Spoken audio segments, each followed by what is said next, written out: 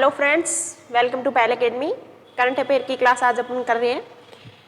पीछे वाली जो क्लासेज है वो आप प्ले लिस्ट में जाके करंट अफेयर की जितनी भी क्लासेज हो गई हैं उसकी पीडीएफ भी आपको टेलीग्राम पे अवेलेबल है, तो आप वो सब क्लासेज कंटिन्यू देखते रहिए। ठीक है, आज की करंट अफेयर की क्लास शुरू करते हैं। ये अपना देखो 16 जनवरी को बैच स्टार्ट हो गया आरएस प्रीलिम्स और मेंस का फाउंडेशन बैच, और आरएस की मेंस की और प्रीलिम्स की टेस्ट सीरीज भी चल रही है। तो आप अगर चाहो तो इसमें इनरोल हो सकते हो, क्योंकि अभी देखो नोटिफिकेशन आया नहीं है। नोटिफिकेशन आएगा उसके बाद एग्जाम होगी, तो भी आपके पास प्रॉपर टाइम है, तो इस टाइम का आप सही से यूज कर सकते हो। फाउंडेशन बैच आप इनरोल हो सकते हो इसमें। ठीक है, शुरू करते हैं आज की क्लास। आज का अपना पहला सवाल है, राष्ट्रीय हरित हाइड्रोजन मिशन। अभी न्यूज में रहा था बहुत ज्यादा, सबने पढ़ा होगा इसके बारे में। राष्ट्रीय हरित हाइड्रोजन मिशन के तहत निम्न कथनों पर विचार कीजिए। ये निम्न ऐसे नहीं लिखा जाता, ऐसे लिखा जाता है, निम्न कथनों पर विचार कीजिए। तो कौन से है, देखो वर्ष 2030 तक इनमें ये 3 स्टेटमेंट दे रखे हैं। सवाल ये पूछ रहा है कि इन 3 स्टेटमेंट में से कौन सा कथन आपका सही है। तो वर्ष 2030 तक कम से कम 5 मिलियन मीट्रिक टन हरित हाइड्रोजन का उत्पादन करना इस मिशन का लक्ष्य रखा गया है, कि 5 मिलियन मीट्रिक टन प्रति वर्ष 5 मिलियन मीट्रिक टन है, वो 2030 तक हम हरित हाइड्रोजन का उत्पादन करेंगे। दूसरा, वार्षिक इसका एक ये लक्ष्य रखा है कि कार्बन डाइऑक्साइड के उत्सर्जन में 50 मिलियन मीट्रिक टन है उसकी कमी करेंगे। तीसरा स्टेटमेंट है, इसका नोडल मंत्रालय नवीन और नवीकरणीय मंत्रालय, वो इसका नोडल मंत्रालय। ये हरित हाइड्रोजन जो मिशन है उसके बारे में 3 स्टेटमेंट दे रखे हैं। अब आपको बताना है कि कौन सा स्टेटमेंट सही है।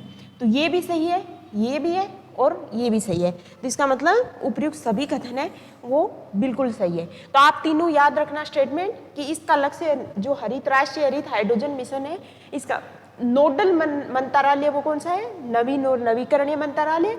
2030 तक ये बोला है कम से कम प्रतिवर्ष 5 मिलियन मीट्रिक टन हम हरित हाइड्रोजन का उत्पादन करेंगे, और वार्षिक कार्बन डाइऑक्साइड के उत्सर्जन में 50 मिलियन मीट्रिक टन की हम कमी करेंगे। ओके, दूसरा सवाल है, हाल ही में किस राज्य में देश का पहला संविधान पार्क है उसका उद्घाटन किया गया। ये भी चर्चा में रहा था। राष्ट्रपति महोदय थी जो द्रौपदी मुर्मू जी, वो राजस्थान आई हुई थी, तो के संविधान पार्क का उद्घाटन किया है, तो मध्य प्रदेश, राजस्थान, उत्तर प्रदेश या कर्नाटक। तो इसका राइट आंसर होगा राजस्थान। देश का पहला राज्य बना है राजस्थान, जहां इस तरीके के जो संविधान पार्क है उसका उद्घाटन किया गया है राजभवन जयपुर में। संविधान पार्क क्या होता है ये देख लेते हैं।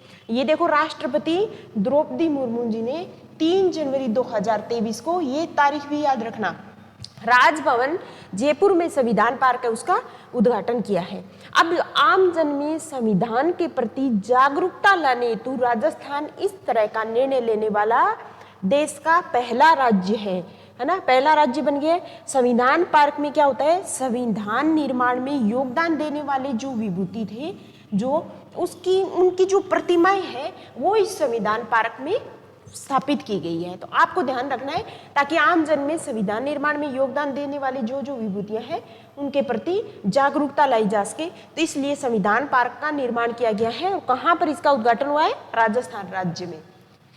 अगला है, वन्य जीव संरक्षण बॉन्ड निम्न में किस अंतरराष्ट्रीय संस्था ने जारी की है। वन्य जीव संरक्षण बॉन्ड जारी की है, तो कौन से जो अंतरराष्ट्रीय संस्था है उसने ये जारी किया है, विश्व बैंक ने, संयुक्त राष्ट्र संघ ने, न्यू डेवलपमेंट बैंक ने, या IUCN ने। तो इसका राइट आंसर है वर्ल्ड बैंक ने। वन्य जीव संरक्षण बॉन्ड है, जिनको राइनो बॉन्ड के नाम से भी जाना जाता है, ये किस संस्था ने जारी किए, विश्व बैंक ने।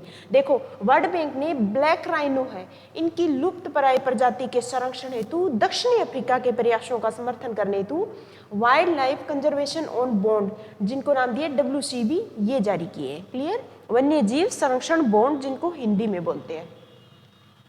अगला क्या सवाल है, एशिया प्रशांत पोस्टल यूनियन, एशिया प्रशांत पोस्टल यूनियन APPU, इस एक संस्था है जो पोस्टल क्षेत्र में कार्यरत है। इसका मुख्यालय निम्न में से कहाँ स्थित है, कहाँ पर इसका मुख्यालय है, संगाई चीन में, मुंबई, बैंकॉक थाईलैंड या हनोई वियतनाम में। तो इसका राइट आंसर होगा बैंकॉक थाईलैंड में। एशिया प्रशांत पोस्टल यूनियन है, एक संस्था है जिसके 32 सदस्य हैं। हाल ही में भारत को 2023 के लिए इसका अध्यक्ष नियुक्त किया है। पोस्टल क्षेत्र में कोई अगर संगठन है तो उसका पहली बार भारत अध्यक्षता करेगा। तो ये देखो आगे देखते हैं, एशिया प्रशांत पोस्टल यूनियन एशिया प्रशांत क्षेत्र के 32 सदस्य देशों का एक अंतर सरकारी संगठन है, यही बताया मैंने। एशिया प्रशांत पोस्टल यूनियन का उद्देश्य सदस्य देशों के बीच जो पोस्टल संबंधी सेवा है उनका विस्तार, उसकी सुविधा में सुधार करना या इस क्षेत्र में सहयोग को बढ़ावा देना है। हाल ही में भारत को क्या है, इसका नेतृत्व दिया गया है 2023 के लिए। ओके, 2023 में मिला है। भारत के विनय प्रकाश सिंह को 4 वर्ष के कार्यकाल हेतु महासचिव के रूप में नियुक्त किया गया है। तो ये भी सवाल आ सकता है कि एशिया प्रशांत पोस्टल यूनियन का महासचिव हाल ही में किसे नियुक्त किया गया है, तो भारत के है विनय प्रकाश सिंह। इसको कितने साल के लिए, 4 वर्ष के कार्यकाल के लिए एशिया प्रशांत पोस्टल यूनियन का महासचिव नियुक्त किया है। क्लियर। अगला क्या सवाल है, हाल ही में कौन सा देश यूरोपीय संघ का 27वां मेंबर बना है। अब आपको ध्यान देना है, यूरोपीय संघ है उसके टोटल सदस्य कितने, 27वां हाल ही में बना है। कौन सा देश बना है, यूगोस्लाविया, बुल्गारिया, क्रोएशिया या पुर्तगाल। तो इसका राइट आंसर है क्रोएशिया। तो क्रोएशिया है वो यूरोपीय संघ का 27वां मेंबर बना है। और ये यूरोपीय संघ के 27 सदस्य हैं, उसमें से कितने, क्रोएशिया को अगर शामिल कर ले, पहले कितने थे 19 प्लस अभी क्रोएशिया और शामिल हो गया, तो कुल कितने 20 सदस्य हैं। जो एक इनकी कॉमन मुद्रा है उसको क्या बोलते हैं, यूरो। उस यूरो का इस्तेमाल करने वाले कितने सदस्य यूरोपीय संघ के, 20 सदस्य हैं। और यूरोपीय संघ के टोटल सदस्य कितने हैं, 27 में, और 27वां मेंबर कौन बना है, क्रोएशिया बना है। यही देखो आगे दे रखा है कि 1 जनवरी 2023 को क्रोएशिया ने यूरो को अपनाया है। और यूरो को अपनाने वाला यूरोपीय संघ का कौन कितना सदस्य बन गया, ये 20वां। ये भी सवाल पूछ ले तो कितना, 20वां। यूरोपीय संघ में शामिल 27वां देश बन गया। यूरोपीय यूनियन कितना, 27 देशों का एक समूह है। इसके 19 सदस्य अपनी आधिकारिक मुद्रा के तौर पे यूरो का उपयोग पहले करते थे, अभी क्रोएशिया इसमें शामिल और हो गया है, तो वो कौन सा सदस्य बन गया, यूरो का यूज करने वाला 20वां सदस्य है। और यूरोपीय यूनियन का कौन सा सदस्य है, 27वां सदस्य। क्योंकि जरूरी नहीं कि यूरोपीय यूनियन के जो सदस्य हो वो यूरो का इस्तेमाल करे या ना करे। तो 27 में से 20 सदस्य हैं जो यूरो एक उनकी कॉमन मुद्रा है उसका इस्तेमाल करते हैं। अगला है प्रहरी ऐप। इसका संबंध निम्न में से किससे है। एक ऐप जारी किया है अभी, प्रहरी ऐप। इसका संबंध गृह मंत्रालय ने जारी किया है। तो सीमा सुरक्षा बल से संबंधित है, तटीय बल से, असम राइफल या उपयुक्त में से कोई नहीं। तो इसका राइट आंसर होगा बीएसएफ है ना, अपनी जो सीमा सुरक्षा बल, उसके लिए जो होम मिनिस्ट्री है उसने प्रहरी ऐप जारी किया है, जिसके माध्यम से जो सीमा सुरक्षा बल के जवान हैं वो अपनी पूरी जानकारी इस ऐप के थ्रू उनको मिल सकती है कि कब उनको छुट्टी मिलेगी, है ना। अपनी टोटल व्यक्तिगत जानकारी, आवास या अवकाश से संबंधित जो भी जानकारी है वो इस प्रहरी ऐप के थ्रू सीमा सुरक्षा बल के जो जवान हैं उनको प्राप्त हो जाएगी। हाल ही में गृह मंत्रालय ने इसके लिए ये एक ऐप लॉन्च किया है जिसका नाम है प्रहरी ऐप। अब बीएसएफ की बात करें तो इसका गठन कब हुआ था, जब भारत पाक युद्ध हो रहा था 1965 में, जब इस बीएसएफ का गठन किया गया था। देखो बीएसएफ का गठन भारत पाक युद्ध के बाद 1965 में गठित किया गया था। यह अगर बोल दे किसके प्रशासनिक नियंत्रण में कार्य करता है, तो बीएसएफ गृह मंत्रालय के तहत प्रशासनिक नियंत्रण के तहत स्थापित भारत के जो टोटल 7 केंद्रीय पुलिस बल है उसमें से एक है अपना बीएसएफ। क्लियर। अगला सवाल है, हाल ही में किस राज्य विधानसभा के अध्यक्ष के खिलाफ अविश्वास प्रस्ताव पेश किया गया था। पारित नहीं हुआ था, पेश किया गया था। तो अविश्वास प्रस्ताव क्या है, इसके बारे में हमें जानकारी होनी चाहिए। उत्तर प्रदेश, महाराष्ट्र, राजस्थान या केरला। तो इसका राइट आंसर होगा महाराष्ट्र में विपक्षी दल के एक सदस्य थे, उसने जो विधानसभा अध्यक्ष है उसके खिलाफ अविश्वास प्रस्ताव पेश किया था। इसका अर्थ है कि संसद राज्य विधानमंडल के एक या अधिक सदस्यों ने नियुक्त सरकार में विश्वास खो दिया हो। इसे केवल लोकसभा या फिर राज्य विधानसभा, वहां विधानसभा सदस्य द्वारा लोकसभा या राज्य विधानसभा उसमें पेश किया जा सकता है। अध्यक्ष द्वारा स्वीकार किए जाने के लिए इसे कम से कम 50, अगर संसद में पेश किया है तो 50 सांसदों का, अगर कोई संबंधित विधानसभा में पेश किया है तो विधायकों द्वारा समर्थित होना चाहिए। यदि प्रस्ताव स्वीकार हो जाता है तो सत्ताधारी दल को सदन में अपना बहुमत सिद्ध करना होता है, फ्लोर टेस्ट होता है। यदि सरकार सदन में अपना बहुमत सिद्ध करने में विफल रहती है तो सरकार को त्यागपत्र देना होता है। तो ये अविश्वास प्रस्ताव क्या है, ये पॉलिटिक्स से रिलेटेड सवाल हो गया, तो ये भी हमको ध्यान में होना चाहिए। अगला सवाल औद्योगिक उत्पादन सूचकांक। औद्योगिक उत्पादन सूचकांक में टोटल कितने 8 प्रमुख उद्योग हैं, उनका भारांश कितना है, ये सवाल पूछा है। 8 प्रमुख उद्योगों का भारांश औद्योगिक उत्पादन सूचकांक है, उसमें कितना है 30%, 40.27%, 50% या 10%। तो इसका राइट आंसर है 40.27%। जब इन 8 उद्योगों को प्रमुखता दी जाती है, जो औद्योगिक उत्पादन सूचकांक है उसमें टोटल जो ये जो 8 उद्योग हैं इनका भारांश कितना है 40.27% है। इसी वजह से ये इतना इंपॉर्टेंस है। मैं RS मेंस में भी आया था कि 8 औद्योगिक जो कोर उद्योग, इन 8 उद्योगों को क्या बोलते हैं, इंडस्ट्री में कोर उद्योग बोलते हैं। तो कोर उद्योग में कौन कौन से शामिल है, ये सवाल आया था अपना 2 मार्क्स का RS मेंस में, पेपर 2021 में, मुख्य परीक्षा में। ठीक है, तो ये देखो औद्योगिक उत्पादन सूचकांक में इन उद्योगों का भारांश कितना है टोटल कोर उद्योग का, जिसमें 8 उद्योग शामिल है, 40.27%।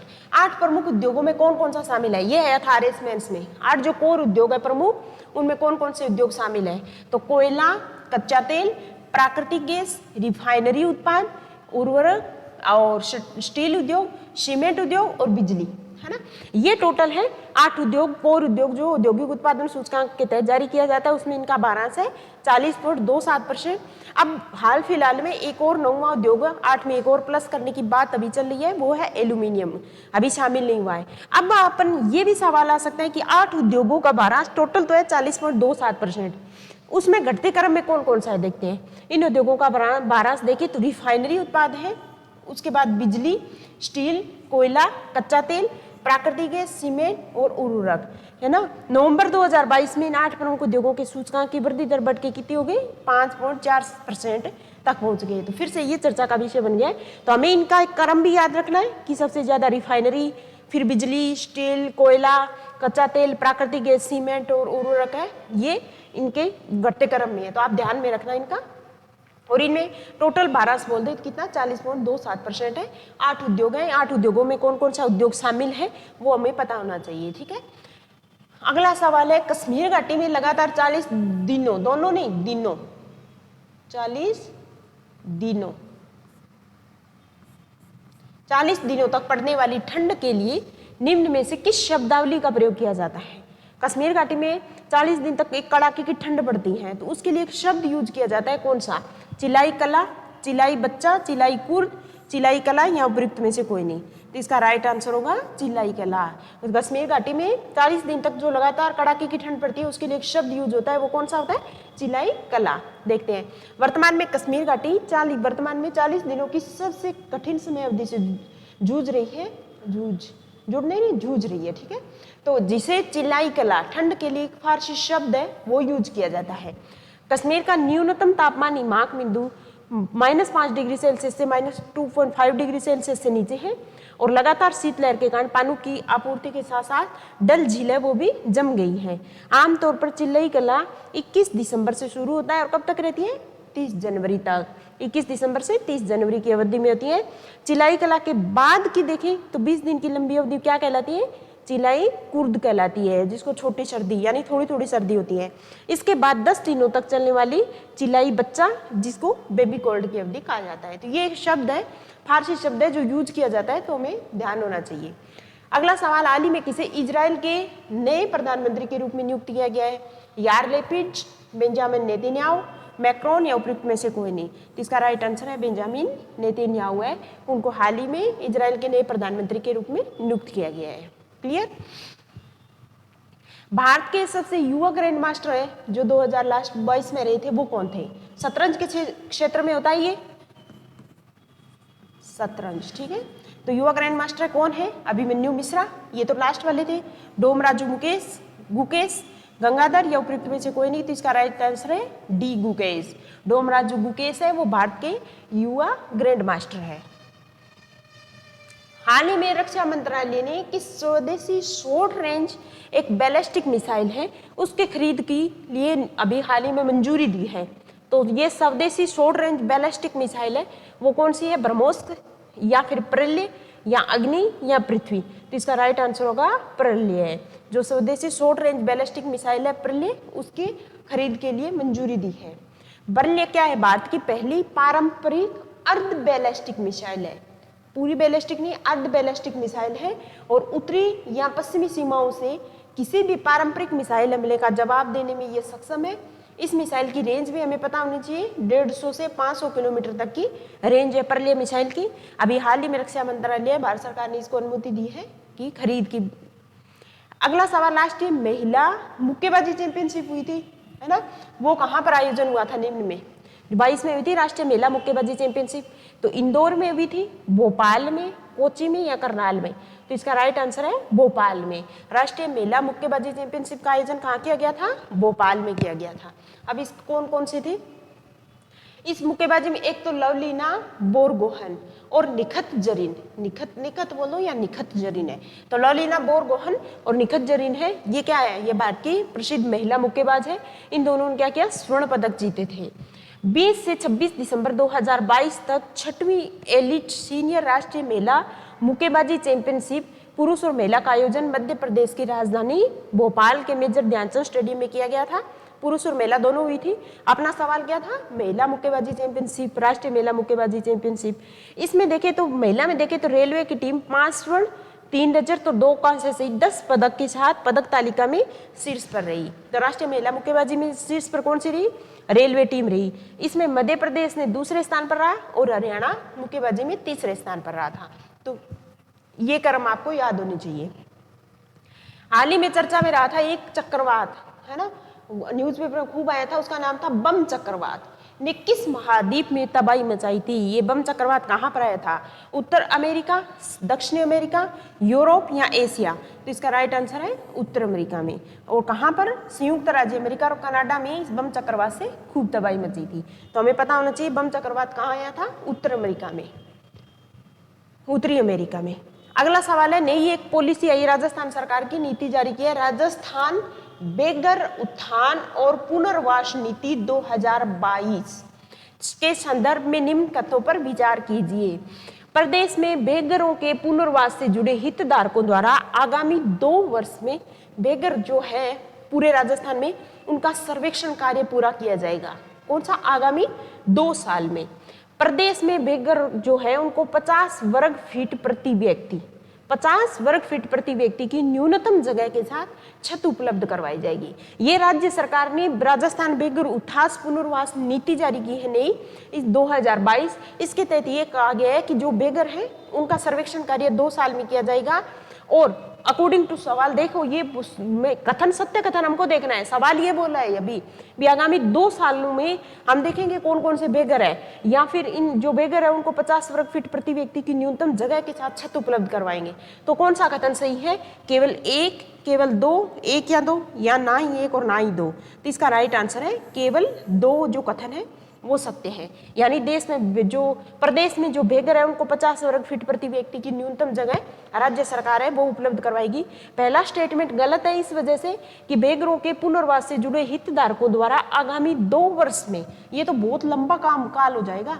2 वर्ष नहीं, ये गलत है, आगामी 2 माह में, अगले 2 महीने के अंदर अंदर हम ये देखेंगे कि प्रदेश में जो बेघर है वो कितने हैं, उनका सर्वे कार्य किया जाएगा। फिर राज्य सरकार उनको प्रति जो व्यक्ति है 50 वर्ग फीट है उसकी छत उपलब्ध करवाएगी। तो प्रदेश में बेघरों के पुनर्वास से जुड़े हितधारकों द्वारा आगामी 2 माह में बेघर है उनका सर्वेक्षण कार्य पूर्ण किया जाएगा। इसके अंतर्गत फिर क्या किया जाएगा? उनको छत देने के साथ साथ उनका कौशल प्रशिक्षण, शिक्षा, हर चीज उनको उपलब्ध करवाई जाएगी। और जो विशेष श्रेणी के लोग हैं उनको समुचित निजता होगी और उनके लिए शेल्टर होम है वो भी बनाए जाएंगे। तो ये एक नई नीति आई है, हमें ध्यान में रखना है इसको। अगला सवाल, निम्न में किस जिला प्रशासन द्वारा बच्चों की स्क्रीनिंग कर रोगियों का निःशुल्क इलाज करना है? बच्चों की स्क्रीनिंग करके और उनका निःशुल्क इलाज करने के लिए अभियान सेहत है उसकी शुरुआत की है। तो कौन सा जिला प्रशासन है उसके द्वारा अभियान सेहत है उसकी शुरुआत की गई है? जैसलमेर, अजमेर, अलवर या धौलपुर? तो इसका राइट आंसर है अलवर जिला प्रशासन है, उसने अभियान सेहत की शुरुआत की है जिसके द्वारा बच्चों की स्क्रीनिंग की जाएगी और जो अगर कोई बच्चा बीमार है तो उसका निःशुल्क इलाज करवाया जाएगा। अगला सवाल है तारबंदी योजना। तारबंदी योजना है किसानों से संबंधित। तो राज्य सरकार की योजनाएं तारबंदी योजना के संबंध में निम्न कथनों पर विचार कीजिए। करते हैं, किसान के पास 1.5, इसके अंतर्गत उस किसान को लाभ मिलेगा जिसके पास 1.5 हेक्टेयर भूमि हो। ओके। दूसरा, योजना के तहत लघु सीमांत कृषकों को तारबंदी के लिए, लघु सीमांत है उनको तो 48,000 रुपए और अन्य श्रेणी के जो है उनको 40,000 रुपए इसके तहत उपलब्ध करवाए जाएंगे, ताकि आवारा पशु है इनसे क्या फसल जो खराब होती है तो किसान अपनी खेत के चारों तरफ क्या एक बाड़बंदी कर सके। तो उसके लिए तारबंदी अभियान राज्य सरकार द्वारा शुरू किया गया था और ये इसका लाभ उसी को मिलेगा जिस किसान के पास 1.5 हेक्टेयर की भूमि हो। और इसके तहत अगर कोई किसान है तो लघु और सीमांत कृषकों को तारबंदी के लिए 48,000 रुपए और अन्य श्रेणी का जो भी किसान है उसको 40,000 रुपए दिए जाएंगे। उपयुक्त में से कौन सा कथन सही है? केवल 1, 2, एक या 2, ना ही 1 और ना 2। तो इसका कथन जो सही है वो ये 1 और 2 दोनों कथन सही है। ये दोनों स्टेटमेंट अपनी तारबंदी योजना से संबंधित सही है। अगला सवाल है, विभिन्न कर्मचारी एवं अधिकारी संगठनों की मांगों के अध्ययन है ना और विश्लेषण के लिए किसकी अध्यक्षता में एक उच्च स्तरीय कमेटी है उसका गठन किया गया है? ये भारत सरकार की कमेटी है भाई कि विभिन्न कर्मचारी, राज्य सरकार की एक विभिन्न कर्मचारी अधिकारी संगठनों की मांग है उनका अध्ययन करो और उनका विश्लेषण करो। इसके लिए किसकी अध्यक्षता में एक उच्च स्तरीय कमेटी है उसका गठन किया गया है? खेमराज कमेटी, रामलुबाया समिति, सत्येंद्र जैन समिति, भल्ला समिति। तो इसका राइट आंसर होगा खेमराज समिति। कर्मचारी वेतन विसंगति समिति का गठन भी इन्हीं की अध्यक्षता में हुआ था। जो खेमराज जी हैं, खेमराज समिति, इन्हीं का गठन। आपसे सवाल ये भी पूछ सकते हैं कि हाल राज्य सरकार ने कर्मचारी वेतन विसंगति समिति का गठन किसकी अध्यक्षता में किया था? तो खेमराज की अध्यक्षता में किया था। और ये विभिन्न कर्मचारी अधिकारी संगठनों की मांगों के अध्ययन विश्लेषण हेतु भी खेमराज समिति है, इसकी अध्यक्षता में एक समिति का गठन किया गया है। हाल ही में फुल ब्रूड बीमारी है, फुल ब्रूड बीमारी, इसका संबंध निम्न में किससे है? तो भैंसों से संबंधित बीमारी है, गाय वंश से, मधुमक्खी से, या उपयुक्त में से कोई नहीं। तो इसका राइट आंसर है फुल ब्रूड बीमारी है, वो मधुमक्खी पालन से संबंधित बीमारी है। अमेरिकी एक कंपनी है उसका नाम है डालन एनिमल हेल्थ, इसने इस फुल ब्रूड बीमारी है इसके इलाज के लिए प्रथम टीका विकसित किया है। तो इस वजह से ये बीमारी फिर से चर्चा में है।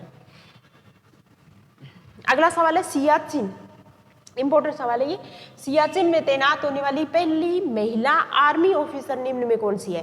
पहली महिला आर्मी ऑफिसर है जो सियाचिन क्षेत्र में नियुक्त की गई है, कौन सी है?